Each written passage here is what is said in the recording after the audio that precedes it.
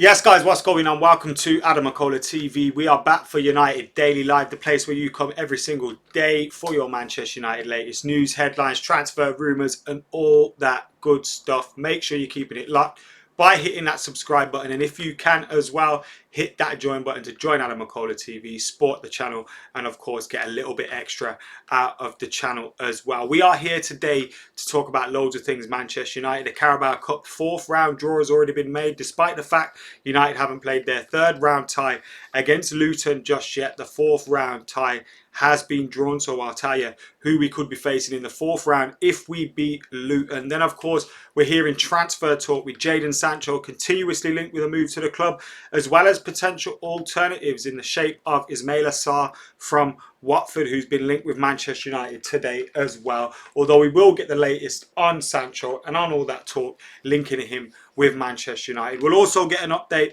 on Chris Smalling's future. Where is he going to be next season? Well, this season. Is he going to be at Manchester United still? Is he going to be in Italy? Is he going to be with Roma? Is he going to be with Inter? Where is Chris Smalling going to be playing his football next campaign? So we'll have all of that stuff covered for you, as well as some quotes from Van der Sar on Donny van der Beek, some quotes from Donny van der Beek himself, and obviously we're edging closer to Manchester United being in action in their first Premier League game, which is of course on Saturday. Remember, we had the predictor preview with myself and Stephen Allison go up yesterday, which you can still check out on the channel if you haven't seen it yet, and we'll have the full preview up for you tomorrow as well. We got PL Weekly, we got the Manchester United Palace preview, and we'll have a United Daily Live tomorrow as well. So loads of content coming up for you then, and on Saturday we'll have post-match reaction to all that stuff too. So make sure you're keeping it locked. But first things first, let's get stuck into, and on this day is the 17th of September today. And on the 17th of September 1966, Denis Law scores the winner as Manchester United defeat Manchester City 1-0 in front of 62,000 at Old Trafford, on their way to lifting their second Football League title in 3 seasons. So Denis Law scoring the winner in a Manchester derby at Old Trafford to seal the title, seal the Football League title, and our second in 3 seasons on this day. What a day it was as well for Denis Law, obviously. Thank you guys for joining us, by the way. I can see loads of you guys already in the comments as well. We got Mark in the comments, Patuk, Paul B, Ross Murphy, Garson, Boxer Shark, Daz, Mr. Ryan, Paul's in the house as well. Loads of you guys in there. We've seen loads of chats for Glazer out as well. There was a big topic, obviously, in the Weekly United, which went up earlier for you guys, which obviously covered Woodward out, Glazer's out, trending this week, Rio Ferdinand's recent comments, and a little bit of thoughts on the Glazer ownership from myself as well. So you can go and check that out once we are finished here. But I'm sure in answering some of your questions, we might end up diving into that topic today as well. So let's get stuck into this story in relation to Ismaila Sarr. Where is it coming from? Well, first of all, it's coming from Miguel Delaney. So we have to take it with a pinch of salt yet again. Obviously, he works for the Independent. Now, this could be some truth in this story. It could be United just monitoring the situation. It could be we've just scouted him. It could be the fact that we are making actual moves for a Jadon Sancho alternative. But this is what's currently being said. Manchester United are interested in Ismaila Sarr, who is seen as an alternative to Jadon Sancho. It would likely take a fee of at least £30 million to sign the player from Watford, whose hand has been weakened by relegation. Obviously, Watford in the Championship at this moment in time. In the Daily Mail, a couple of hours ago, we heard Liverpool was seriously considering a move for Watford star Ismaila Sarr in the Daily Mail as a backup for their front three. But the Hornets, Watford, will be demanding £36 million. Obviously, Miguel Delaney in the Independent saying that the fee could be up until £30 million. So this is what we're hearing about Ismaila Sarr. Now, he's been linked with Liverpool for a while. If you remember, in the league last season when Liverpool lost against Watford, Ismaila scored, if I remember correctly. This is the story in the Independent. United are looking at Watford's Ismaila Sarr as they investigate options beyond Dortmund's Jadon Sancho. While Sancho remains the #1 target for the Premier League club, the pursuit of the England international has been met with a number of roadblocks, and there's increasing doubt over whether it will be done. We'll talk about Sancho later. We've got some updates from Fabrizio on that. They say United are willing to eventually walk away and are therefore looking at other options. The Independent has been told that Sarr is one of those options. The 22-year-old Senegal international was on a few players in press for Watford last season, earning admiration from many top clubs. Liverpool are understood to be interested in the player, although with the signing of Thiago Alcantara, their financial restraints may come into play. It would likely take a fee of at least 30 million to sign the player, whose hand has been weakened by relegation. And it says intermediaries are understood to have made initial inquiries. So the reports at this stage on Ismaila Sarr, potentially to United, are only at this intermediary stage, even if you were to believe him. So for me, this is how it feels with this. Actually, let's bring in the Jadon Sancho story and we'll discuss the whole topic as a whole. So this is what we've heard from Fabrizio Romano in relation to, and Christian Folk on the Save the Ball podcast. So they have said, this is Christian Folk, the situation is the same. United are still interested in Jadon Sancho. The deal is not off, but if they do not pay 120 million euros, I think it won't happen this season, and then it will happen next season. That came from Christian Folk in relation to Jadon Sancho. On the same podcast, Fabrizio Romano said, I think Manchester United will be crazy to wait 1 month on standby, as they are now, thinking, okay, we are not going to go for Sancho, but we're going to go for another player. They know if they put this money, they can get Sancho. 120 million this summer would be fantastic for Dortmund. If they receive this, it would be something of a masterclass in the market. Because if you get this kind of money in this summer, you are king. I'll expect United to do something. They're having a long standby, more than 1 month, and for sure they have a plan B. It's possible they are trying to sell before they buy. Now it's time to advance and to pay, or he will stay. In my opinion, it will be difficult to get Jadon in 2 weeks, but let's see. So, this is where we are. They're saying United are still in, 120 million euros. He's your man. Dortmund will still sell the player if they get that 120 million euros. But United may have alternatives. So, this is the way I feel it is now. Whether you believe it's right or wrong, your complaints about United's negotiations, let's put them to the side and let's try and weigh up what's going on with these rumours. So, United were believed to have agreed terms with Jadon Sancho and his agents months ago. We knew the player wanted to join. We knew Dortmund wanted 120 million euros. We knew that, we could get these terms agreed with the player. United have dilly-dallied around. We're believed to have made bids of 70 million, 80 million euros. Unofficial bids anyway, just in negotiations with Dortmund, of which they've knocked back. They've said you've got until August the 10th, 120 million euros, or it's not happening. United didn't stump up the cash. Now it seems like United are trying to drag their heels in order for that price to go down a little bit. Maybe Jadon Sancho to force the move a little bit, to make things a little bit easier. But the problem with that is, if you don't get your man, then you've got less time to sort out an alternative. People can crank the price up on those players. And also, I'd understand it if Dortmund looked like they'd take a lower price. But that's not the case. They're sticking to their guns. So you're still going to end up paying the amount that you could have just paid a week ago, 2 weeks ago. In order to have him in ready for the start of the season. I think the ideal time was to bring him in just after that international break. The perfect time probably. He's had a good pre-season. He's had a full pre-season with Dortmund. He goes away on international break, wins a few games with England, comes to Manchester United. We missed the boat massively. Ollie has been saying for 18 months he wants this guy. We haven't done it. Now it looks like we're leaving it late in the window and we're just trying to, maximise kind of like the impact of this and the commercial aspects to it and, the social media aspects to it. And we can create a big fuss around Manchester United. But it doesn't help the football team. Ollie doesn't know who's in his squad. Now, if United failed to get Jadon Sancho, it wouldn't surprise me if they were saying, all right, Watford, how much for Ismaila Sarr? How much would you take for him? And then waiting until, October the 1st, October the 2nd to start looking elsewhere. That's how it feels at the moment. It's a dangerous game to play because if Dortmund, as they have done so far, stick to their guns, hold firm, then you're going to be looking like an idiot. or you simply just have to get the funds up. Or, like Fabrizio says, we could be a case that we're looking to sell players. Now, Chris Smalling's been linked with AS Roma for a long time. It looks like they finally might be getting a little bit of money in. Maybe we'll see that Chris Smalling deal get done now. We're hearing about other players potentially leaving. Inter Milan interested in Chris Smalling is some of the latest news we heard from Italy. So maybe they're waiting for these players to be sold, but we shouldn't really be in this position. We shouldn't be in this position at all. Dobbsy with the super chat says this club doesn't deserve this kind of evil from the Glazers. They're sucking the life out of it. It's just too much, and no director of football until this day. I don't have an issue with a director of football at this moment in time. I did under certain other managers. I think they would have been well suited to a director of football. But with Ole Gunnar Solskjaer, he seems to kind of know who he wants to sign without the need of a director of football. I would just wish that we negotiated better.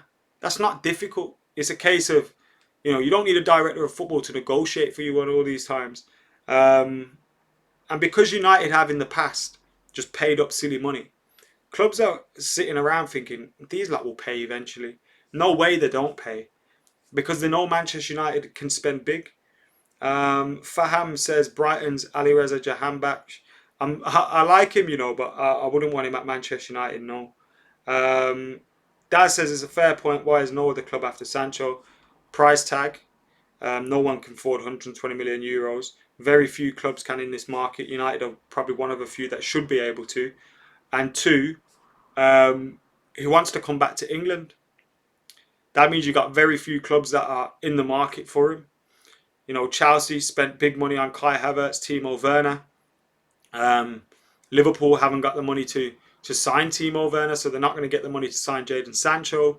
City is not going to go back there. Arsenal never going to be able to pay for him. Spurs the same. So you look at the options and you can see why. I think if he was open to a move elsewhere, Spain, Italy, etc., maybe you see a few other clubs coming in for him. But I think that would be the reason why. That would definitely be the reason why. I Am King says Dortmund can start a bidding war. I think they'll definitely be in a position to start a bidding war next summer, for sure. And that's why Manchester United need to get the deal done now. Because if we leave it till next summer, it's a dangerous position to be in because we won't be getting him next summer, I don't think. I think purely off just because they would want to save face, United wouldn't go back in because it costs more next summer. I could see that happening for sure. And other clubs would be in there and it'd just crank the price all the way up. Matt says, don't rate Sarr would take Perisic for a season. I don't want any short-term signing really, a Douglas Costa or a Perisic or I know Bale's not going to come, but I don't fancy those short-term signings for a season. 30 million on Sarr wouldn't be the worst signing. He's a young player, plays in that position, Premier League experience, done well. Obviously, he wouldn't be screaming out first choice for you every single week, but it'd be a decent signing. I don't think it's going to be one that happens. I really don't. But nevertheless, there you go. So Ismaila Sarr linked with Manchester United today as a potential alternative for Jadon Sancho. He's also been linked with Liverpool though, and I do feel United probably aren't going to end up signing Ismaila Sarr. Whether we end up signing Jadon Sancho is a whole other story.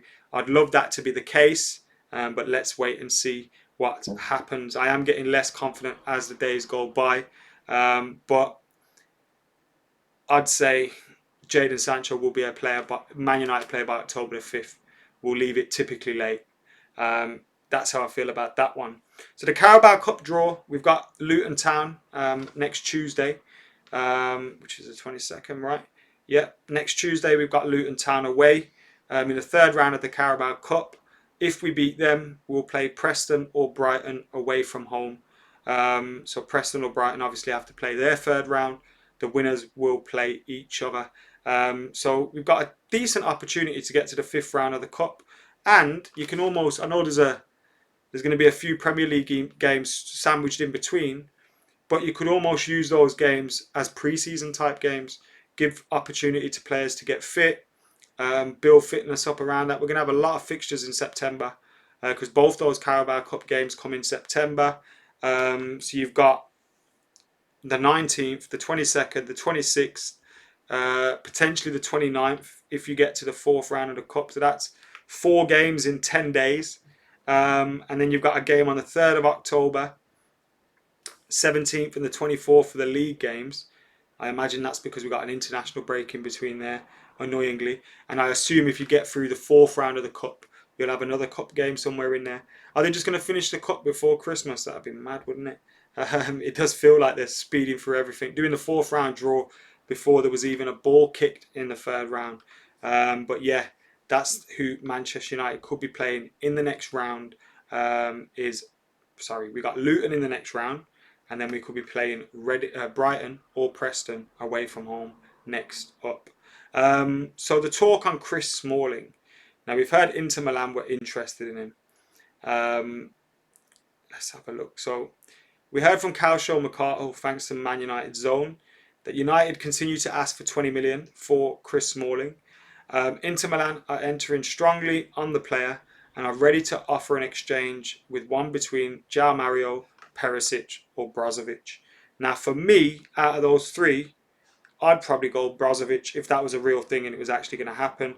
27 years old, plays in defensive midfielder, a player in a position that we actually need. Experience for Inter Milan, yes. Best player in that position, probably not. But could be worthy of a shout. But I don't think these swap deals generally happen. So it's probably not going to happen, but it's good to hear there could be some more interest from other teams in Chris Smalling, because we're going to need to get some bids in for him, aren't we? Joseph Zam with the super chat says, Sarr, if we sign him, it's the biggest hint of our board's incompetence and ambitions. Daz says there's a reason Sarr is a Watford player. I think that's a little bit unfair, to be fair. I feel that's a little bit unfair. Yes, United family, hope you're doing well. Ross Murphy says, Smalling's not a good footballer, decent defender, but can't play from the back. Yeah, I don't want to see Chris Smalling back at Manchester United. I think he did well at Roma. And I think it was good to see. I didn't wish any harm on him. I didn't want him to do badly. But I think the move is the best thing for him now. He's found somewhere where he's wanted and he's playing good football and he's appreciated.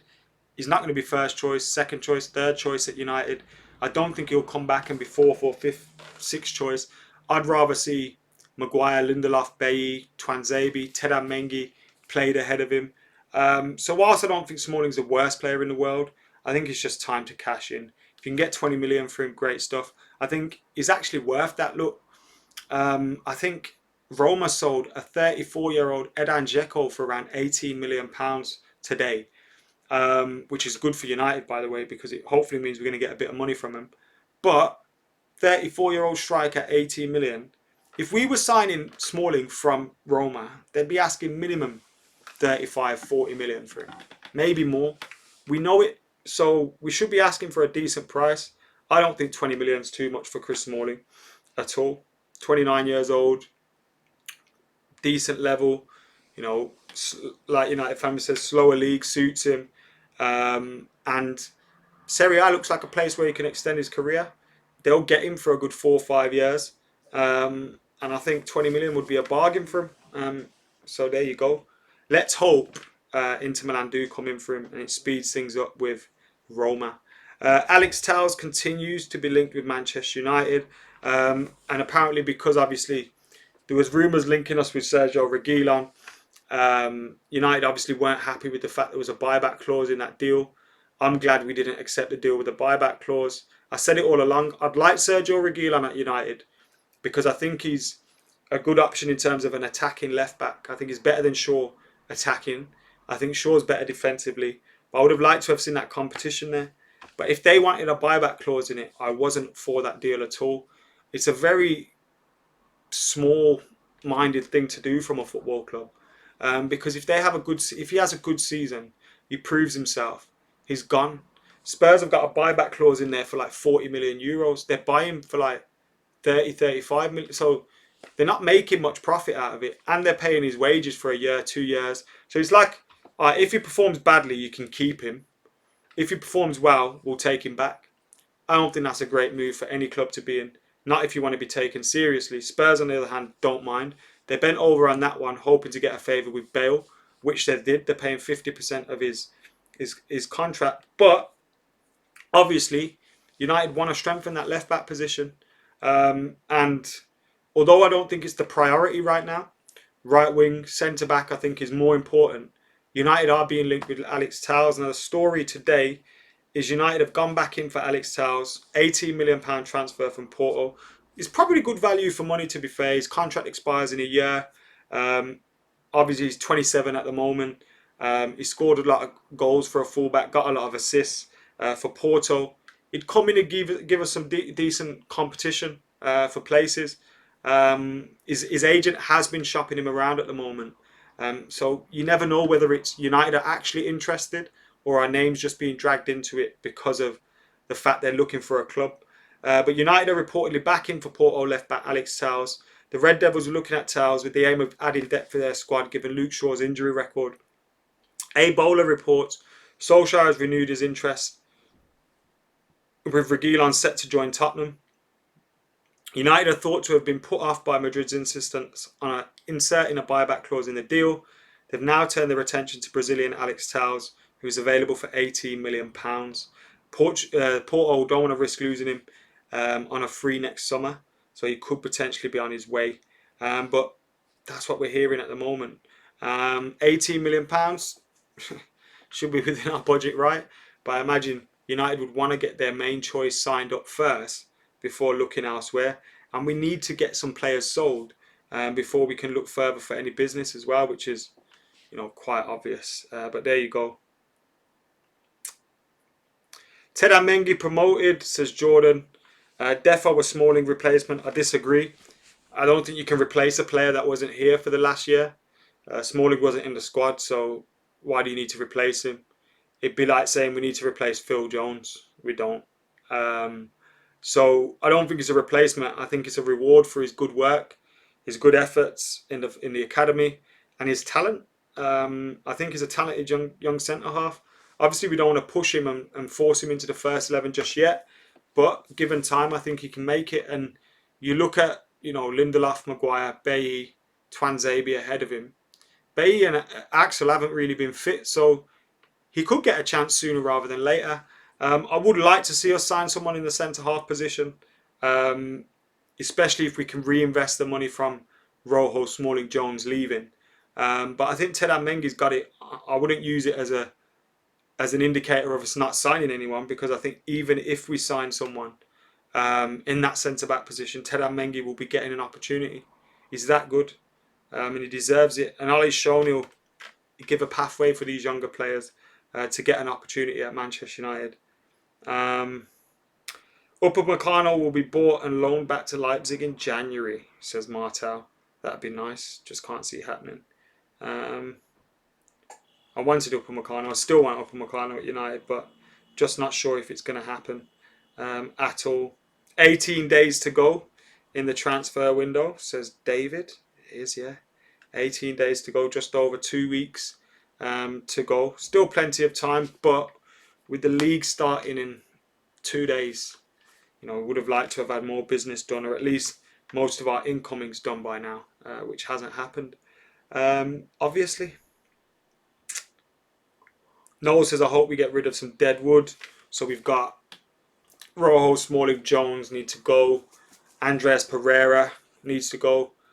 Diogo Dalot could go. I don't think he needs to go, but he could go. Mata, Jesse, possibilities. I don't think they'll leave. I don't think Jesse's going to leave. I don't think Mata's going to leave. If I predicted something, I think Andres Pereira will leave late in the window. I think Dalot will leave late in the window. I think Smalling and Rojo will leave. I think somehow Jones will stay at United and Mata and Lingard will stay at United. And if I had to predict incomings, I think we'll get Sancho late on, and that will be it. Sancho and Donny van der Beek. Which I expected 2 or 3 signings, to be honest, this summer. So it'd be one, maybe less than I expected, but still. There you go. This is the same as the window we signed Fred, Delo and Grant. We've all fell for it again, says MUFC. Okay. Yeah, it does feel like that time Jose got second, got Champions League football, and then the club failed to back him. But fingers crossed, it doesn't end that same way. Anyway, guys, thank you for tuning in today. Make sure you're keeping it locked. You like and comment and sharing, subscribing, all that good stuff. Like the video on your way out. But yeah, this has been United Daily Live. As I said, we're back tomorrow. We've got the preview for the Palace game. First preview of the Premier League season. We got the Premier League Weekly as well. Is there a game tomorrow night, isn't there? Let me have a look. Is there a Premier League game on Friday? No, there isn't. So yeah, we could save Premier League Weekly for Saturday morning, which I might do. Record it tomorrow, upload it on Saturday morning. But we'll have the Crystal Palace preview tomorrow, United Daily Live tomorrow. So make sure you're keeping it locked. If you haven't seen it already, go and check out the video with me and Steve, or the Weekly United where we talk about the Glazers. But for now, I've been AdamMcKola. I'm out of here.